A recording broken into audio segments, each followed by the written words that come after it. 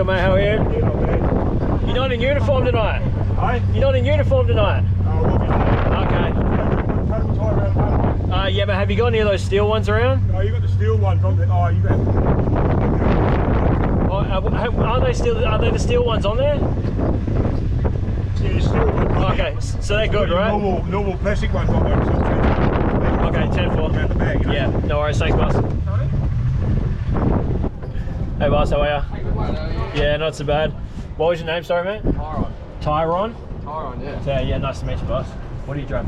No, I'm just crewing. Oh, happy days. Who are you crewing for? One of the Speedcars, Sharpie. Sick. Sharpie, you said? Yeah, Aaron. Aaron Sharp. Is he a local guy? Colleague. Collie, okay, Yeah. shit. Good to see you back. Long time coming, hey? And like the day we come back, it's like 150km/h wind, so it is going to hit the wing so hard. Quick.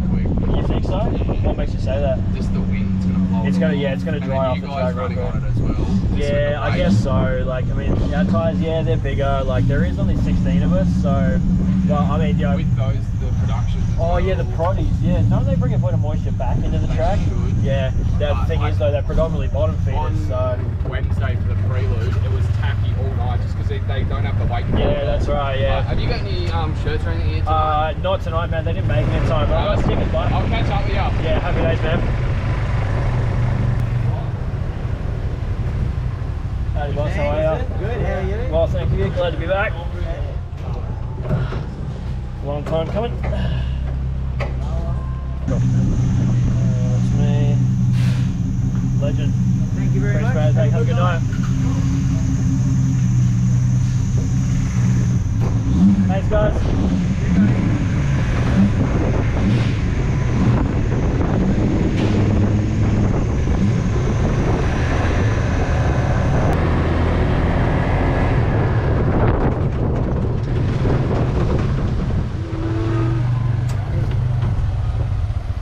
We are at the Perth. Well done on all your hard work. Good luck tonight. Thanks, man. I appreciate it. What was your name? Darryl.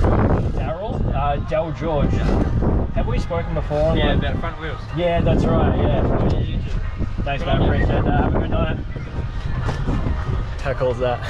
Alright, we are at the Perth Motorplex. Beautiful Boorloo, Perth, Western Australia, Wajak Noongar country, and it is windy as hell. It is screaming. This is not the conditions I wanted to come back to after a year, to be honest. Like to the point where I don't know how bad the wind is hitting this camera because it is absolutely screaming. But we're here. We just made it through scrutineering, albeit a little closely. They didn't seem too stoked on a couple of things. They were looking at some things a little longer than what I'm used to and what I would have liked, but we made it through. Yeah, so look, car's here. All we have to do before we put it out on the track is put some engine oil in it. Driver's meeting at 5 o'clock. Down where the proddies are. Thank you. And yeah, and hook up the battery. And this thing's ready to go. So it's the nerves are there. Like it's all kind of sitting in my stomach at the moment. Yeah, again, this wind is kind of playing with me a little bit. It's I don't know what it does to the car, you know, like I don't know how it makes it react. I don't know what it's going to do to it. So that's going to be another learning curve for tonight. But again, we're just here for laps. So what's up, buddy? And yeah, so we'll just I'm going to go and check the grids in a minute and see which heats we're in. So we'll find out if we're going straight from engine starts into a heat or if we're going to get a break in between the two. So yeah, okay. Yeah, look, I understand why anyone would assume I'm lying, but like we've already had, I think, 4 people come up to us and say what's up already, which is nuts. So yeah, I think yeah, hopefully some people come through tonight, get some stickers and stuff. So all right, well, I'm gonna go and get my nervous poop and pee out of the way, and we'll keep tying up the loose ends around here, and we'll see you on the track.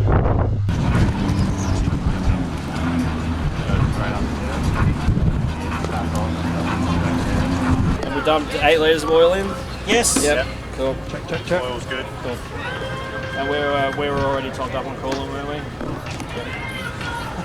Tyre pressures are on. Have we done a check? So 12. Yes. 12, 4 and 8. Yeah. Yep. That's cool. You got still 2 churns, 3 churns? Did we check the fuel?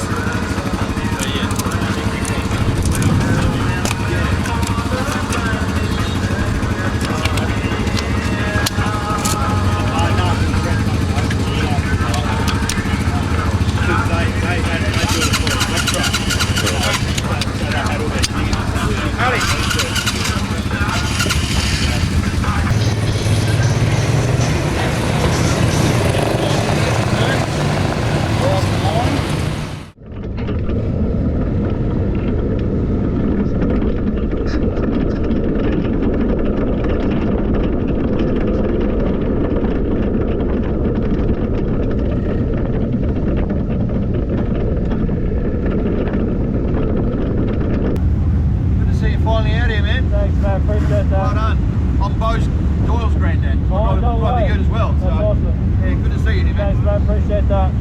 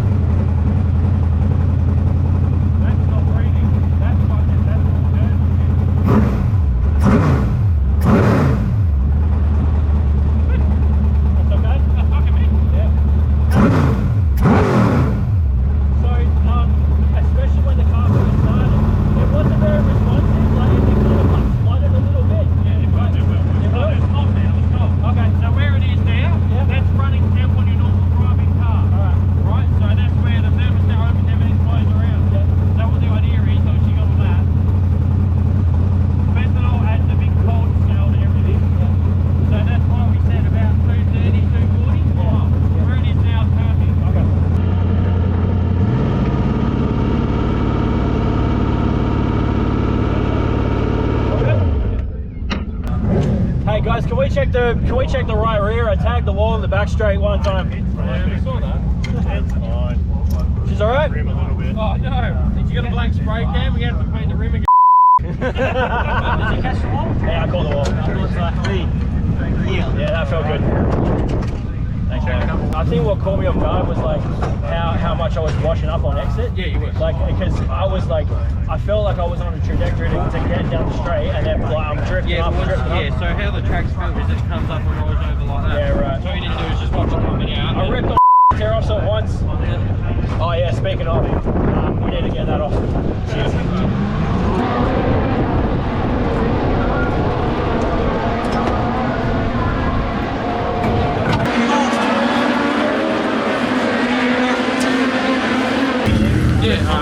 So the radio coming out. But there's a lot of conflict. Door to door. If he doesn't get any benefit, bring your family, bring your friends, bring your supermarket.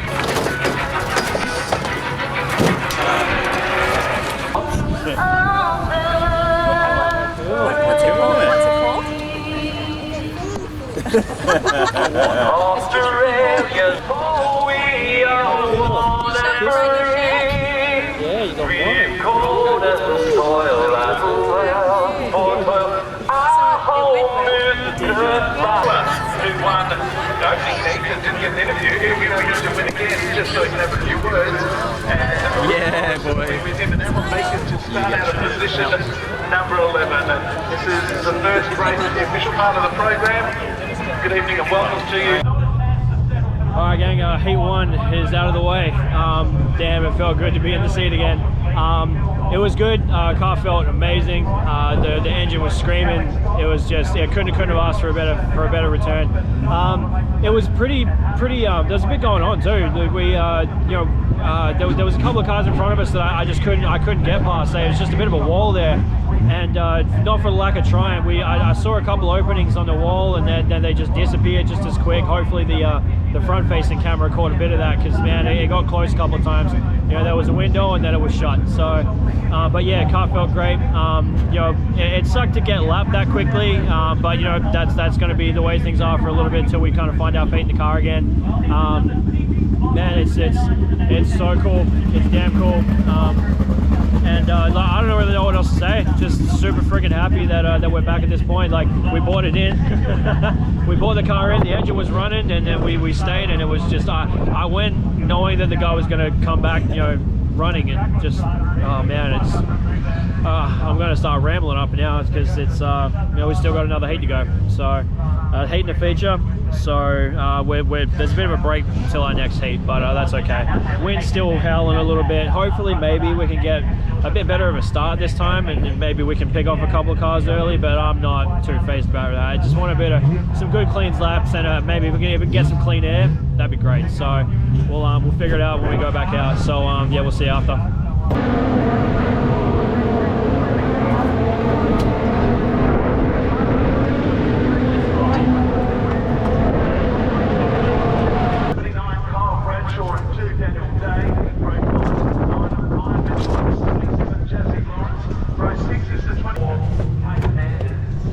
Thanks, mate.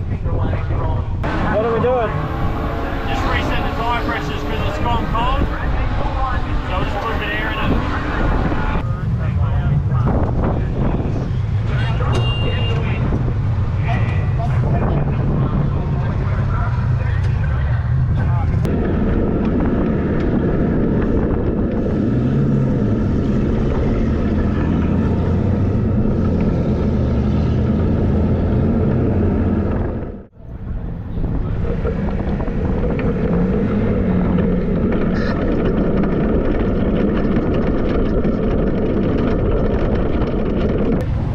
Appreciate ya.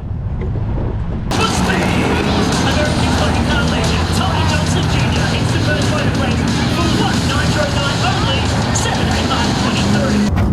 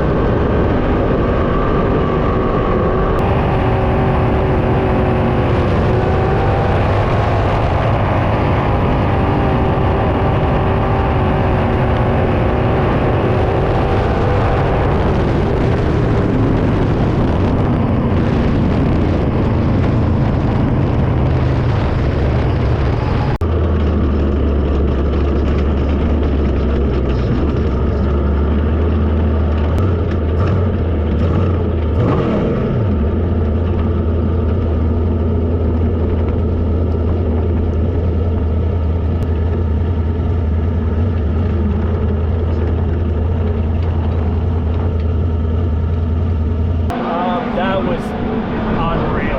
Like that's so we were with the zero car for with the zero car for a little bit. I was looking for my ways past him. I just couldn't seem to find it, and then finally I saw my opening, right at the bottom, and just drove it in there, and just like slid up the track a little bit. I wouldn't really call it a slider, but it was enough to get past him, and then I could really let it eat.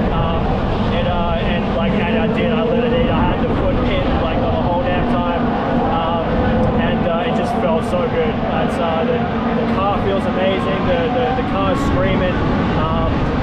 The guys got the hood off again. I haven't inquired as to why, but yeah, I don't think there's any major red flags right now. So yeah, I'm really happy with that heat race. It's we stayed on the lead lap, which is pretty cool. So I saw the blue like overtake flag for damn near every lap, but he just never came. So by that logic, we must have been holding him off just enough. So we still got a 15 lap feature ahead. I'm gonna have a quick chat to these guys about what's going on in there.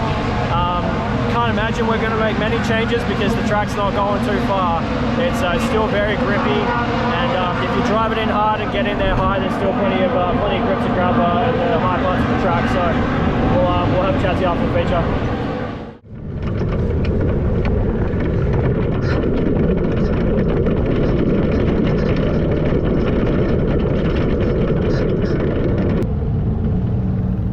Thanks, mate. Appreciate you. Let's go some fun.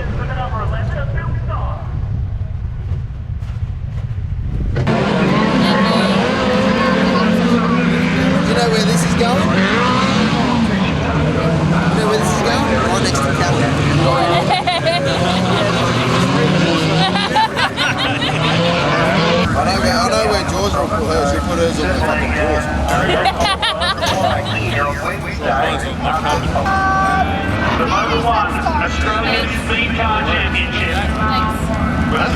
Whatever you do, Get comfy tonight. don't stop what you're doing. Yeah. I know it's hard.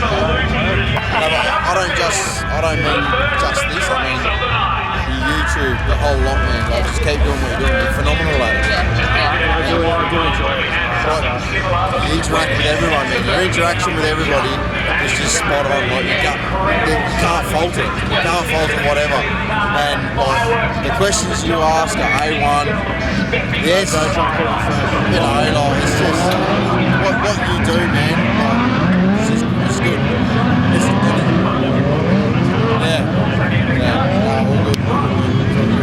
Alright, gang, well, I See ya. mean, you don't have to go anywhere. We'll be here. So, yeah. We'll be in turn one, so I'll get you. What did you want? Did you want a 5 or did you want there it is?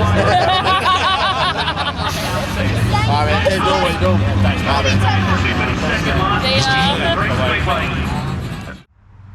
Alright, gang, let's do a little bit of a recap of the feature. So, the initial start I thought was actually going to be really good for us. We left way too big a gap between us and the car in front of us, but that's just a lack of confidence on the starts. And but what happened was everybody just started dive bombing the bottom and the middle, and it left the top wide open. So I thought we were going to be able to dodge some early traffic by getting up in there and then pass a couple of cars early. I mean, not necessarily passing them, but at least getting the spots back that we may have lost on the start. But just as quickly the yellows came out, we had to line it back up and start again. On lap 1, we were gifted a spot. Unfortunately, Craig Burgess caught the wall in 3. I'm not sure if he knocked the front end out of it or if he just got a flat, but either way, he had to retire, so that gave us a spot right out of the gates. And by the time we hit the line at the end of lap 2, we were at least in line with the next car. So we were about +2 in as many laps, and it gave us a little bit of space so we could start hunting down the cars that had gotten a bit better of jump than us on the starts. And I just kind of, out of instinct, just kind of went higher up on the track, just drove it in really hard and just tried to rip as high as I possibly could, which was difficult to do because I'm not sure if I mentioned this throughout the video in the night, but the car had no left side shocks. They are both toast. They just compress and they do not rebound. There was no rebound in them left at all. And that makes it tricky pretty much all around the track because down the straights, you're still squatting on the left rear instead of the car standing up as it should with a rebound, and it kind of lets the tail end kind of get away from you a little bit, which makes the entries really difficult. But I thought I did a pretty good job of manipulating the car given the circumstances, and just drove it in there as hard as I could, and just a little flick of the wrist on entry, and we managed to rip the top pretty damn good given the amount of time that I had been out of the seat and the condition that the car was in. So within a couple, we'd made it back, and again, the cars ahead were just kind of floating through the middle and the bottom, even though I didn't see anything that was worth venturing down there for.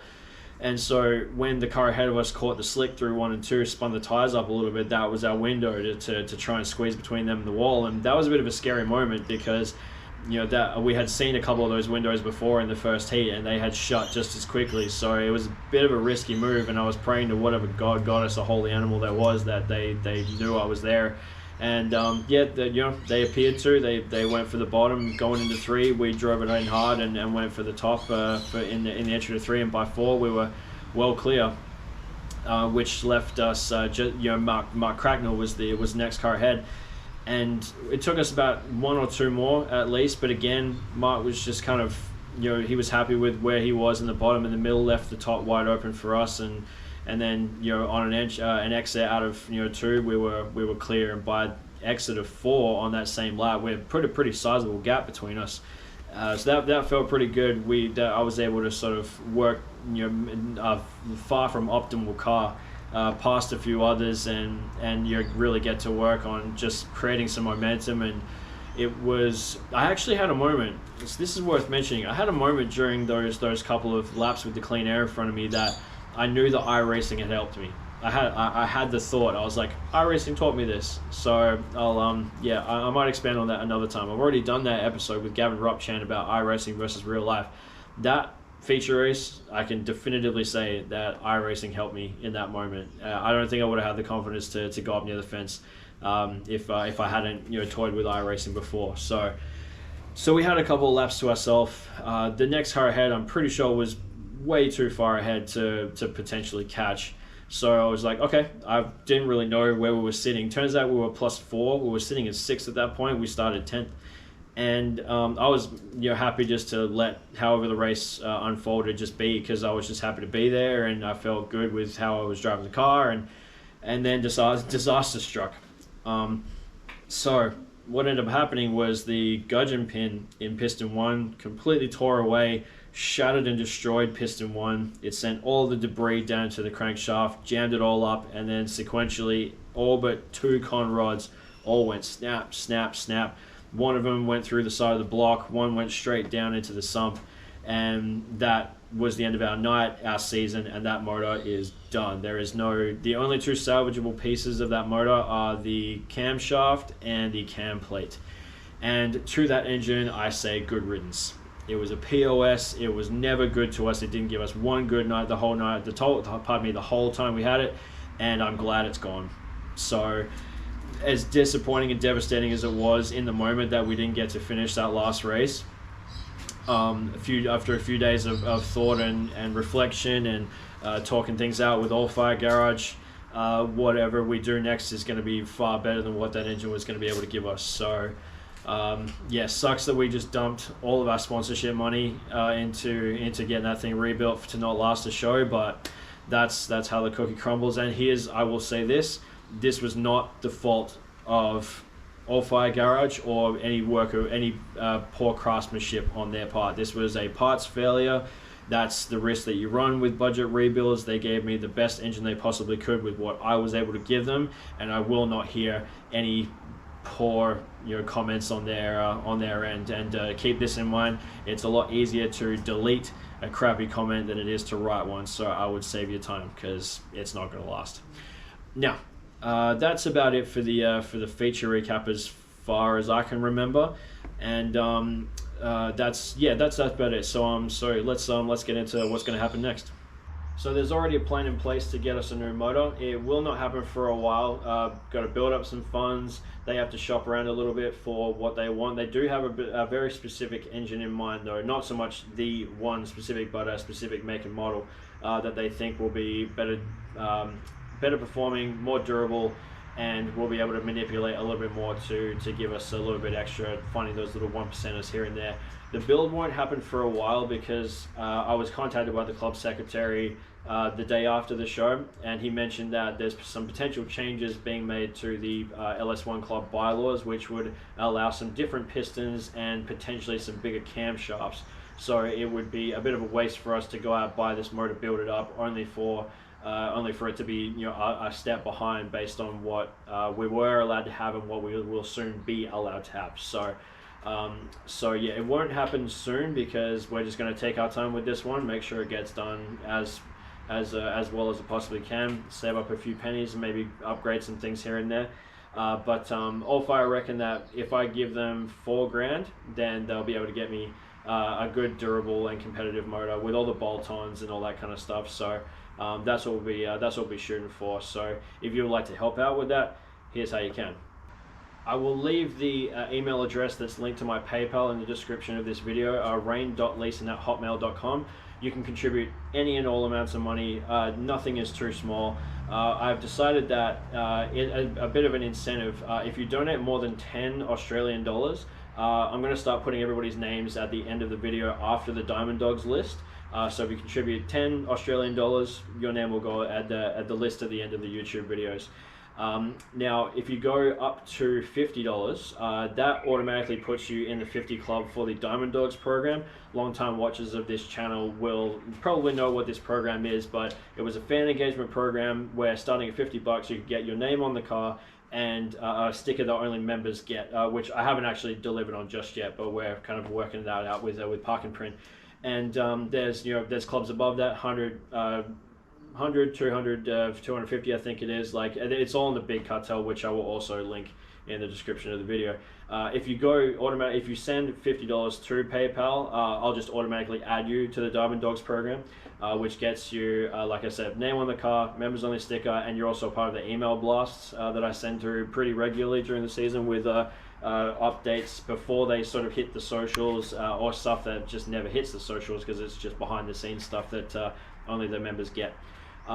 So that's about they're the main two ways. I thought about starting up a GoFundMe. That might still happen, but any links or any ways that you can contribute if you wish will be in the description of the video. None of it is mandatory. This content will always be free. It's just we've had a lot of generosity from people in the past, and you know, people really want to see us succeed. I'm perpetually blown away at how people are invested in this operation, and it fills me with joy every time we get a great message, or someone comes up to us at the track, or even days that I'm not racing, people stop me. It's kind of wild. Like, I'm no big deal or nothing, but you know, when folks that I don't know stop me and say what's up and ask how things are, that's pretty damn cool. So if you would like to help us get one step closer to getting the engine and being ready for next season, that's how you can do it.